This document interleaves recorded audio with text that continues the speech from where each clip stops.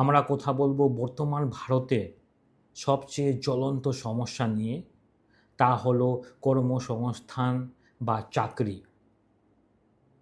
প্রশাসন যখন কোনো বড় রাস্তায় উচ্ছেদ ড্রাইভ চালায়,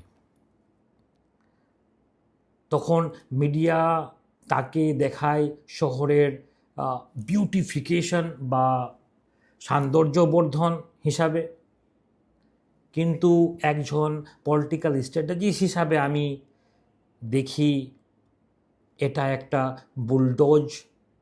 বুলডোজার ইকোনমিক্স।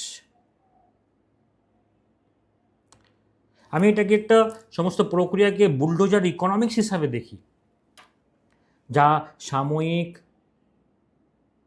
বাহবা পাওয়ার জন্য দেশের সবচেয়ে বড় স্বনির্ভর কর্মসংস্থানের পরিকাঠামোর রাতারাতি গুড়িয়ে দেয়। আজ আমরা ডেটা দিয়ে বুঝব বিকল্পহীন উচ্ছেদ কিভাবে আমাদের কর্মসংস্থানের বাজারকে চিরতরে পঙ্গু করে দিচ্ছে। আমাদের বুঝতে হবে যে সরকার বা বড় কর্পোরেট সেক্টরের পক্ষে দেশের বা রাজ্যের প্রতিটি যুবককে প্রাতিষ্ঠানিক চাকরি দেওয়ার এই মুহূর্তে অসম্ভব।